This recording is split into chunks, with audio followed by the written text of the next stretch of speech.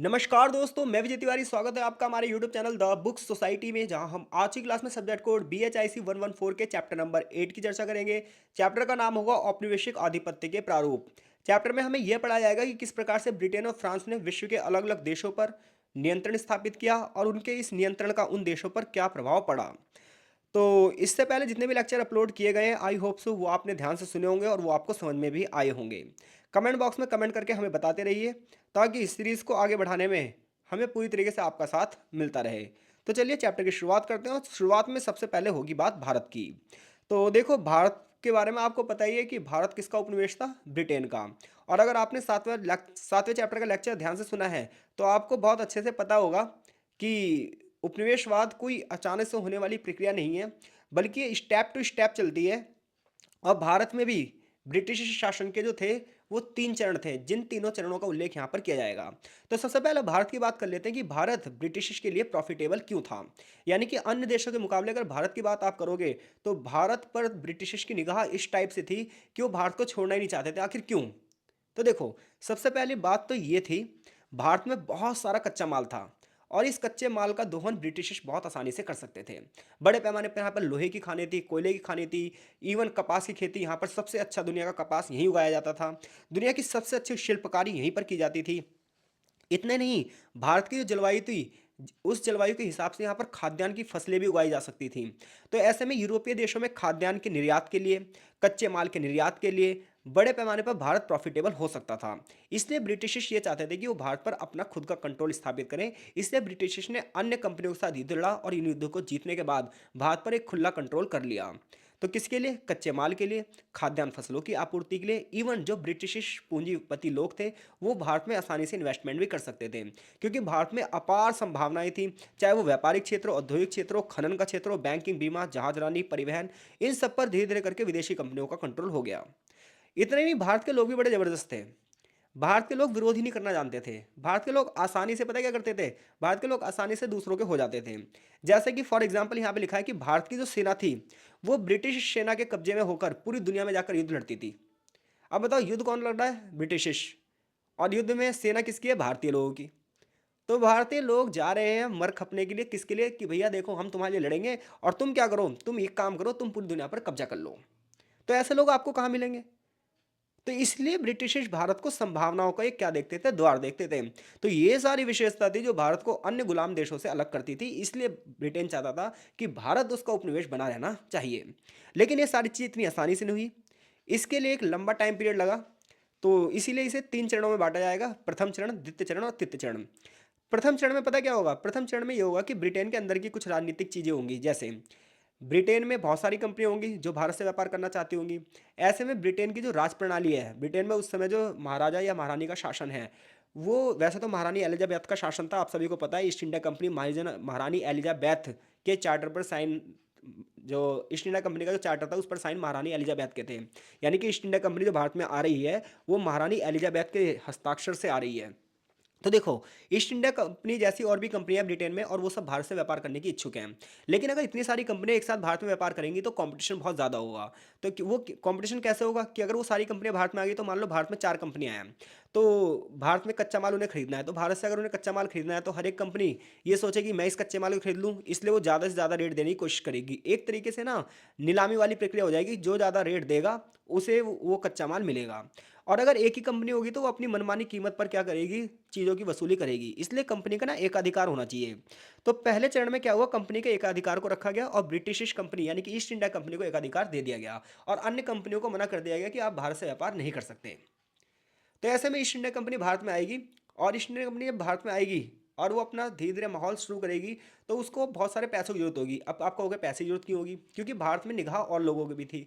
आपको पता है, यहाँ पर फ्रांसीसी भी थे, डचिस भी थे, पुर्तगाली भी थे। इन सब से कंपनी का युद्ध होगा। इतने ही नहीं, जो भारत की देसी रियासतों के राजा हैं, इनसे भी युद्ध होगा। तो इन युद्धों का खर्चा पूरा करना है। तो ऐसे में बड़े पैमाने पर इन्वेस्टमेंट भी की जाएगी कंपनी में। तो ये एक लॉन्ग टर्म इन्वेस्टमेंट था, जिसमें ब्रिटिश को पता था कि हमारी ही जीत होने वाली है। अब ऐसे में उन्होंने वित्तीय संसाधनों की तलाश में विभिन्न क्षेत्रों पर कब्जा करना शुरू कर दिया। यानी कि भारत में छोटे छोटे क्षेत्रों पर कब्जा करना शुरू कर दिया। उसका रीजन ये था, जैसे भारत पर सबसे पहले बंगाल में कब्जा किया गया 1757 में। अब जैसे बंगाल पर कब्जा ईस्ट इंडिया कंपनी हो गया, तो उसने वहां से टैक्स वसूलने शुरू कर दिए। अब जब उसने वहाँ से टैक्स वसूलने शुरू कर दिए, तो जो सेना के खर्चों की ज़रूरत थी, वो अब भारत से ही पूरी होने लगी।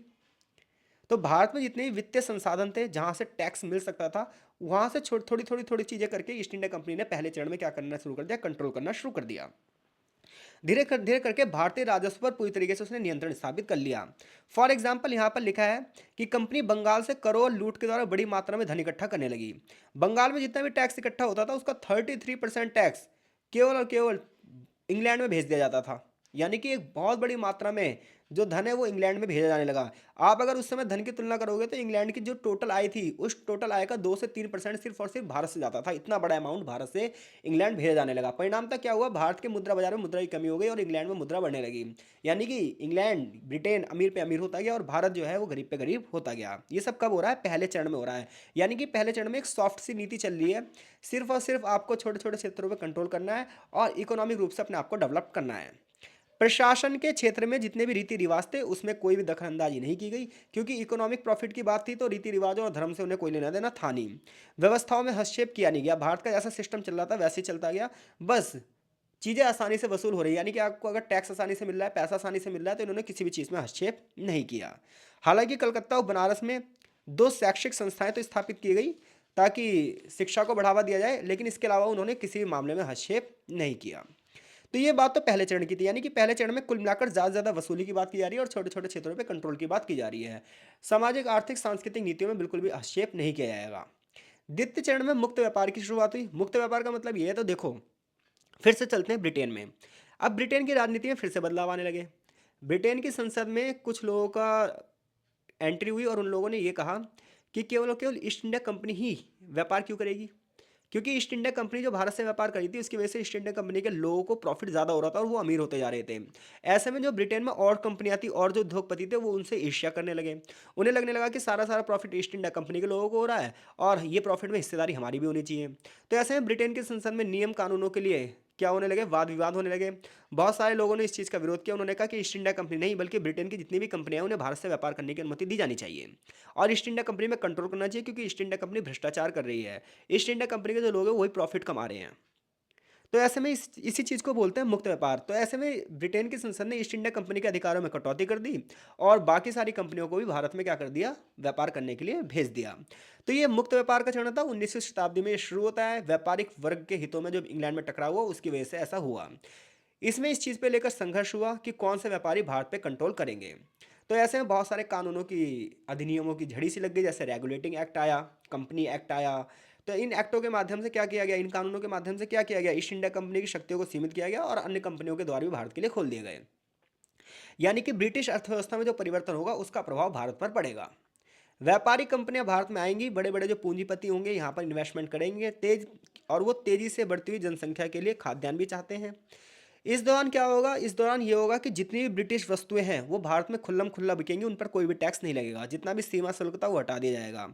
हालांकि सब चीज़ों को छूट नहीं मिलेगी, कुछ चीज़ों पर टैक्स लगेगा, लेकिन भारत से जो चीज़ें ब्रिटेन जाएंगी उन पे 60 से लेकर 70% टैक्स लगाया जाएगा। यानी कि भारत से जो सामान जाएगा कहाँ पर, इंग्लैंड, उस पर तो ये 60 से 70% टैक्स लगाएंगे, ताकि उस सामान की कीमत ज़्यादा हो जाए, वो ब्रिटेन में बिके ना। और जो ब्रिटेन का सामान भारत में आएगा उस पर टैक्स ही नहीं लगाएंगे, जो कि जिस टैक्स से भारत को इनकम होती। तो यानी कि भारत सामान देगा तो भी टैक्स देगा, भारत सामान लेगा तो जो टैक्स उसे मिलना चाहिए तो वो नहीं मिलेगा। परिणाम ये होता गया कि भारत की आर्थिक स्थिति और बद से बदतर होती गई। कभी भारत की बात की जाए तो देखो मैंने हाईलाइट कर रखी है। भारत की बात की जाए तो भारत में धीरे धीरे क्या हुआ, अंग्रेजों ने कपास की फसलें, जूट, रेशम, तिलहन, गेहूं, चाल, खाल, चमड़ा, नील जैसी जो कृषि उत्पादन ने बढ़ावा मिला। तो अगर आप व्यापारिक फसलों को बढ़ावा दोगे तो खाद्यान्न फसलों को कम करोगे। सीधी सी बात है, जहाँ पर पहले गेहूं उगाया जाता होगा वहाँ आप रबड़ उगवा रहे हो, जहाँ पहले चावल उगाया जाता होगा वहाँ आप नील उगवा रहे हो। तो ये व्यापारिक फसलें थी। तो व्यापारिक फसल बढ़ेंगी तो खाद्यान्न फसलों की कमी होगी, सीधी सी बात है। कभी भारत का शिल्प उत्पादन सबसे जबरदस्त था, अब वो शिल्प उत्पादन भारत का सबसे कम हो गया। अब भारत बस शिल्प उत्पादन का कच्चा माल ब्रिटेन को भेज रहा है, मशीनों से बनकर सामान भारत में बिक रहा है। वो सामान बहुत सस्ता है, इसलिए भारतीय बाजारों में ब्रिटेन के माल की धूम मच गई और भारत के जो व्यापारी थे वो दिनों दिन कंगाल होते गए। दूसरे चरण में जो सामाजिक व्यवस्था थी, आर्थिक व्यवस्था थी, प्रशासनिक व्यवस्था थी, इसमें बदलाव लाए जाने लगे।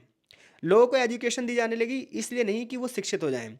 लोगों को एजुकेशन इसलिए दी जाती लगी क्योंकि अंग्रेजों को एक ऐसी नौकरशाही की जरूरत थी जिसमें बड़े पैमाने पर क्लर्क हों, छोटे छोटे कर्मचारी हों जो हमारे लिए कार्य करें। तो इस उद्देश्य से शिक्षा रखी गई। ताकि लोगों को ना सोचने की शक्ति ना हो, सिर्फ़ और सिर्फ़ काम करने की शक्ति हो। और आज भी ऐसे ही हो रहा है। हमारे यहाँ का बच्चा पता है क्या कर रहा है? पेपर से 1 दिन पढ़ नहीं रहा है और वो पता है किस लिए? कि बस पास हो जाऊँ, उसके बाद मेरी कहीं नौकरी लग जाए। तो वो एजुकेशन की जो वैल्यू है वो समझ ही नहीं रहा है। वो 1 साल पहले से तैयारी नहीं कर रहा है कि वो पर डे 1 आवर अपनी स्टडी को दे। वो पता है किस लिए कर रहा है कि चल यार पास में हो जाऊँगा, कुछ भी लपेटा मार के लिख दूँगा, इग्नू का ही तो पेपर है। तो एक ना शिक्षा की एक ऐसी फ़ौज तैयार की गई शिक्षित लोगों की, जो पढ़ लिख तो सकती थी लेकिन काम नहीं कर सकती थी। इसलिए ना बेरोज़गारी का स्तर उस समय बहुत ज़्यादा बढ़ गया। परिवहन और संचार के साधनों को आधुनिक बनाया गया, रेलवे का निर्माण किया गया, भारत में रेलवे की स्थापना हुई। लेकिन ये सब चीज़ इसलिए हुई ताकि भारत का आर्थिक शोषण किया जा सके। दूसरे चरण में कुछ विरोध भी आए। विरोध ये थे कि देश का विकास करना ज़रूरी है लेकिन उसके लिए पैसा ही नहीं है। क्योंकि एक बड़े पैमाने पर अमाउंट आप ब्रिटेन को भेज दे रहे हो तो भारत के लिए पैसा बच ही नहीं रहा, और जब पैसा ही नहीं बचेगा तो आप इन्वेस्टमेंट कैसे करोगे? तो ऐसे में अब ये चीज़ सेट हो गई थी कि बाहर से पैसा लाकर भारत में लगाना पड़ेगा। अब क्या होगा, जो भारत का ही पैसा होगा वो भारत को टैक्स के रूप में दिया जाएगा, कर के रूप में दिया जाएगा, ऋण के रूप में दिया जाएगा, और भारत में डेवलपमेंट वाली जो परियोजनाएं हैं, जो प्लानिंग है, वो शुरू हो जाएंगी। तो पहले चरण में देखोगे तो सामाजिक, आर्थिक और राजनीतिक व्यवस्था में कोई भी हस्तक्षेप नहीं होगा, सिर्फ और सिर्फ अपनी इकोनॉमिक प्रॉफिट की बात होगी। लेकिन दूसरे चरण में चीज़ों में क्या होगी, हस्तक्षेप होंगे और चीज़ों को बदल दिया जाएगा और मुक्त व्यापार को बढ़ावा दिया जाएगा। तीसरे चरण में विदेशी इन्वेस्टमेंट किया जाएगा, अंतर्राष्ट्रीय प्रतिस्पर्धा बढ़ जाएगी, औपनिवेशिक शोषण अपने अंतिम चरण पर आ जाएगा। उसका रीज़न ये होगा कि अमेरिका, जापान जैसे जो औद्योगिकरण देश हैं ये भी विकसित हो जाएंगे, रूस को भी बढ़ावा मिलेगा। इतना ही नहीं, टेक्नोलॉजी का विकास हो जाएगा। जब टेक्नोलॉजी का विकास होगा तो कच्चे माल की ज़रूरत और ज़्यादा पड़ेगी, कच्चे माल की और ज़्यादा ज़रूरत पड़ेगी तो भारत से और ज़्यादा कच्चा माल ले जाया जाएगा। यानी कि तीसरे चरण में बड़े पैमाने पर उपनिवेशों का क्या होता है, शोषण होता है। सेम भारत का भी यहाँ पर शोषण हुआ। इतना ही नहीं, सेना के दम पर जो असंतोष उठ रहा था उसे भी दबा दिया गया। इस समय लॉर्ड कर्जन नाम का एक वायसराय था जिसने बहुत सारी नीतियां ऐसी चलाई जिससे भारत को पूरी तरीके से क्या कर दिया गया, शोषित। रेलवे, बागान, खनन, जूट, जहाजरानी उद्योग लगाए गए। इन उद्योगों की स्थापना के लिए, उन उद्योगों के संरक्षण के लिए भारतीय लोगों को दबाने की जरूरत थी भी, क्योंकि बड़े पैमाने पर इन उद्योगों को लगाने के लिए श्रम की जरूरत थी, और श्रम इनसे बंधुआ मजदूरी के रूप में करवाया गया। तो उपनिवेशों का शोषण करने के लिए भी उपनिवेशों को विकसित करना पड़ता है। यानी कि रेलवे की स्थापना इसलिए की जा रही है ताकि बड़े पैमाने पर उसमें लोहा भर के, कोयला भरकर बंदरगाहों तक पहुंचाया जाए, फिर शिप से उसे ब्रिटेन तक पहुंचाया जाए। तो उपनिवेश, यहाँ पर ये कहावत है कि उपनिवेशों का शोषण करने के लिए भी उसे विकसित करना पड़ता है। तो ये भारत की बात है। भारत में पहला, दूसरा, तीसरा चरण किस प्रकार से ब्रिटिश ने कंट्रोल किया। अब बात यह आती है कि भारत में ब्रिटिश शासन का प्रभाव क्या रहा, क्या ये सकारात्मक रहा या नकारात्मक। तो कुछ चीज़ें पॉजिटिव भी होंगी, कुछ निगेटिव भी होंगी। तो सबसे पहले हम बात करते हैं कृषि की। तो यहाँ तक आई होप सो चीज़ें आपको समझ में आ गई होंगी। देखो, जो ये लेक्चर होते हैं, ये लेक्चर इस हिसाब से होते हैं कि चैप्टर को समराइज़ कर दिया जाए और आप बेसिक बेसिक पॉइंट लिख भी सकें। ठीक है भाई, तो लाइन टू लाइन पढ़ोगे आपको सारी सारी चीज़ें यही मिलेगी। ये बिल्कुल स्टोरी टाइप से किताब है। अगर कोई बंदा ना इसे एक एक शब्द पढ़ के और हकला हकला के पढ़ा रहा है तो ये मान के चलो उसे आता ही नहीं होगा। तो इसलिए बहुत ध्यान से इन चीज़ों को समझो और सेटअप करो और हेडिंग टू हेडिंग बनाकर आंसर लिखो। जैसे ही सारे चैप्टर हो जाएंगे मैं आपको बता दूंगा इससे क्वेश्चन जब आएंगे तो उसे आपको कैसे टैकल करना है। तो देखो, कृषि की बात करोगे तो ब्रिटिश शासन का कृषि अर्थव्यवस्था पर बहुत बुरा प्रभाव पड़ेगा। भू राजस्व की दरें ऊंची कर दी जाएंगी, यानी कि टैक्स की दरें ऊंची ज़्यादा से ज़्यादा कर दी जाएंगी, क्योंकि किसानों से ज़्यादा से ज़्यादा कर की उगाही करने की कोशिश की जाएगी। उसका रीज़न, इसके लिए बहुत सारे नियम कानून बनाए जाएंगे। जैसे कि बंगाल में स्थायी बंदोबस्त नाम का एक कानून बनाया जाएगा। इसी प्रकार से महलवाड़ी, रैयतवाड़ी जैसी व्यवस्थाएं शुरू की जाएंगी। इन सब का परिणाम ये होगा कि एक नया वर्ग उत्पन्न होगा जिसको हम जमींदार वर्ग कहेंगे। अब जो ये जमींदार वर्ग होगा, इसका जमीन पर कोई कंट्रोल नहीं होगा। इसका काम इतना था कि ये किसानों से क्या करे, वसूली करे। और वसूली का एक बहुत बड़ा हिस्सा जो तय कर दिया जाएगा वो उसे किसे देगा, ब्रिटिश को देगा। इससे किसानों का बड़े पैमाने पर शोषण हुआ। उसका रीज़न क्या है, तो देखो, जैसे मान लो अंग्रेजों ने कहा कि मुझे इतना पैसा तो चाहिए ही चाहिए भाई। तो जमींदार पहले उतना पैसा तो वसूलेगा ही वसूलेगा जितना उसे अंग्रेजों को देना है। उसके बाद वो अपना खर्चा भी वसूलेगा, किससे, किसानों से। उसके बाद अपने लालच को भी वसूलेगा, किससे, किसानों से। तो ऐसे में जो ये सारी व्यवस्थाएं हो गई, ये बहुत सारी शोषणकारी हो गई। जमींदार को भी इसका प्रॉफिट मिला, ब्रिटिश को भी इसका प्रॉफिट मिला, लेकिन जो किसान था, किसान का बड़े पैमाने पर शोषण हुआ। किसान ऊंचे राजस्व के बोझ के तले दब गया। बाढ़, सूखा और अकाल जैसी जब आपदाएं आई तो राजस्व वसूली में ढील नहीं दी गई। परिणामतः किसान अपना घर बार बेचने के लिए भी मजबूर हो गए। आत्महत्याओं की जो संख्या है वो लगातार बढ़ती चली गई। 19वीं शताब्दी में देखोगे तो वाणिज्यिक कृषि यानी कि व्यापारिक कृषि को बढ़ावा दिया जाएगा। कपास, जूट, तंबाकू, गन्ना, तिलहन जैसी फसलों को बढ़ावा दिया जाएगा और ये फसलें होती हैं नकदी फसलें, व्यापारिक फसलें। अब इतना ही नहीं, अमेरिका में गृह युद्ध होगा तो हमारे यहाँ कपास की खेती को और ज़्यादा बढ़ावा दिया जाएगा, इसके लिए कर्जा भी दिया जाएगा। अब देखो, खाद्यान्न की जो फसलें होती थी उससे किसान को क्या फ़ायदा होता था, खाद्यान्न फसलों से किसान को ये फ़ायदा होता था कि कम से कम वो खा तो सकता है, लेकिन नील की खेती करेगा अगर वो नहीं बिकी तो नील खाएगा थोड़ी किसान। तो परिणाम तक क्या हुआ, खाद्यान्न फसल कम हो गई, सूदखोरों को बहुत ज़्यादा प्रॉफिट हुआ, बिचौलिए और जो दलाल थे इनको बहुत ज़्यादा प्रॉफिट हुआ। यानी कुल मिलाकर आप एक लाइन में ये कहोगे कि ब्रिटिश नीतियों का जो कृषि पर प्रभाव पड़ा वो व्यापारिक फसलों को बढ़ावा मिला, जिसकी वजह से कृषि की स्थिति दयनीय हो गई। व्यापारिक फसलों की बात की जाए तो व्यापारिक फसलों की जो कीमतें हैं वो अंग्रेजों के हित में निर्धारित की जाएंगी। कॉस्टिंग कम और प्रॉफिट मैक्सिमम से मैक्सिमम। 1934 में 15 करोड़ रुपए से बढ़कर 1858 में 60 करोड़ रुपए हो चुकी थी। मामला देखो, ये सन गलत है, यहाँ पर 1834 होना चाहिए, यानी कि 1834 में जो 15 करोड़ रुपए चाहिए थी वो 1858 में 60 करोड़ होगी। देखो यहाँ पर ना डेटाज में बहुत सारे मिसप्रिंट हैं, तो उन्हें थोड़ा सा आप ध्यान रखोगे। तो यहाँ पर ये बताया जा रहा है कि व्यापार किस प्रकार से दो गुना, चार गुना नहीं बल्कि दसियों गुना बढ़ गया है। उद्योग की बात करोगे तो भारत के जो परंपरागत उद्योग थे जैसे शिल्पकारी जो उद्योग था वो पूरी तरीके से नष्ट कर दिया गया। अब ऐसे में जो भारत में पहले जो शिल्पकारी उद्योग थे, लोग शिल्पकलाओं में माहिर थे, वो लोग काम करके जो पैसा कमाते थे, उनके अधिकार खत्म कर दिए गए, उनके सारे उद्योग ध्वस्त कर दिए गए। ऐसे में वो सारे लोग जो काम करते थे पहले शिल्पकला में माहिर थे, ये लोग अब पूरी तरीके से कृषि पे डिपेंड हो गए, क्योंकि इनके उद्योग तो खत्म हो गए थे। अब इन्हें कृषि करनी पड़ रही थी, कृषि पे बोझ बढ़ गया, कृषि पर बोझ बढ़ गया, तो ये लोग रातों रात मजदूर बन गए। यानी कि जो पहले छोटे छोटे उद्योगपति थे हमारे यहाँ, छोटे छोटे उद्योग चला रहे हैं, शिल्पकला कर रहे हैं, अपना घर बार चला रहे हैं, ये लोग रातों रात क्या बन गए, मजदूर। ये सिर्फ और सिर्फ क्या करने लगे, अब ब्रिटिश के लिए काम करने लगे। परिणाम था इनका बड़े पैमाने पर क्या होगा, शोषण। जैसे ही किताब में लिखा है कि भारत के परंपरागत उद्योग नष्ट कर दिए गए। सबसे पहले कंपनी ने शिल्पियों से माल खरीदने का एकाधिकार प्राप्त किया, फिर उन्हें घाटे में काम करने के लिए मजबूर किया, क्योंकि इनके पास कोई सैनिक पावर भी नहीं थी और भारत के राजा तो आपको पता ही है इधर उधर में मजे ले रहे थे। ब्रिटेन से आयातित शुल्क मुक्त तैयार वस्तुओं से उन्हें मुकाबला करना पड़ता था। यानी कि भारत के लोग तो हाथ से सामान बनाते थे, जिसकी वजह से उसमें श्रम ज़्यादा लगता था, श्रम ज़्यादा लगता था वो सामान महंगा भी होता था। ब्रिटेन में सामान कंपनी उसमें बनता था, कारखाने में सामान बनता था किससे, मशीनों से, इसकी वजह से कॉस्टिंग कम आती थी। तो ब्रिटेन का सामान सस्ता होता था तो भारत के बाजारों में सस्ता सामान बिकता था। इन शिल्पकारियों के विचारों का सामान बिकना ही बंद हो गया। परिणाम था इन लोगों ने क्या करा, अपना उद्योग धंधे बंद कर दिए, क्योंकि उद्योग चौपट हो गए। ये लोग कृषि की ओर लौटे और कृषि पर बोझ बढ़ गया, जिसकी वजह से उत्पादन पर भी प्रभाव पड़ा। इसी व्यवस्था को अनौद्योगिकरण कहा जाता है, यानी कि उद्योग का पतन कहा जाता है। जैसे कि ए के बागची ने कहा भी है कि आधे से ज़्यादा लोग अपनी रोजी रोटी खो बैठे थे 1901 तक। औपनिवेशिक युग में भारत में आधुनिक उद्योगों का विकास हुआ। जो लोग आजीविका से अपनी हाथ धो चुके थे वो सब अब वो सब रातों रात क्या बन चुके थे, मजदूर बन चुके थे। परिवहन और संचार व्यवस्था की स्थापना हुई, रेलवे वगैरह का विकास हुआ, तो बड़े पैमाने पर भारतीय बाजार अखिल भारतीय बाजार बन गया। यानी कि पहले जो क्षेत्र एक क्षेत्र से दूसरे क्षेत्र जुड़े हुए नहीं थे, अब ट्रांसपोर्टेशन के विकास से हर क्षेत्र तक पहुंच आसान हो गई। कपास उद्योग, जूट उद्योग, कोयला उद्योग, खनन उद्योग, चाय के बागानों जैसे उद्योग की स्थापना हुई। साथ ही साथ इनके साथ जो जुड़े हुए उद्योग हैं उनकी भी स्थापना हुई। व्यापार का प्रसार हुआ तो गांव से कच्चे माल का बड़े पैमाने पर यूज किया जाने लगा। रेलवे के विस्तार से इंजीनियरिंग कारखानों की स्थापना हुई। फर्स्ट वर्ल्ड वॉर तक देखा जाए तो आधुनिक उद्योग भारत में विकसित हो चुका था। तो उद्योग स्थापित हो रहे थे, लेकिन धीरे धीरे स्थापित हो रहे थे और इनका योगदान भी साल दर साल बढ़ रहा था, जैसे कि यहाँ पर डाटा दिए हुए हैं। धीरे धीरे करके क्या हुआ, आधुनिक शिक्षा भी भारतीय लोगों पर थोपी जाने लगी। ताकि लेकिन इसका मतलब ये नहीं था कि लोगों की सोचने की शक्ति बढ़े, बल्कि प्रशासन को चलाने के लिए जो क्लर्क और नौकरशाही की जरूरत है उसकी डिमांड को पूरा किया जा सके। तो ये सारा का सारा खेल किसका था, भारत का।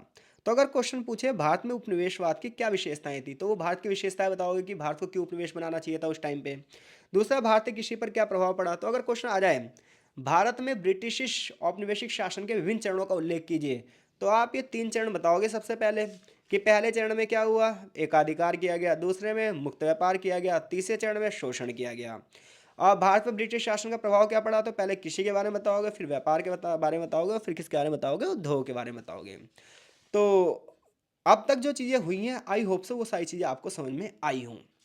आगे चैप्टर में अफ्रीका के बारे में बताएगा, अफ्रीकी देश मिस्र के बारे में बताएगा, फिर इसी प्रकार से ट्यूनीशिया की बात की जाएगी, फिर अल्जीरिया की बात की जाएगी, इंडोनेशिया की बात की जाएगी कि इन सभी क्षेत्रों पर इन देशों की जो औपनिवेशिक नीतियां हैं इनका क्या प्रभाव पड़ा है।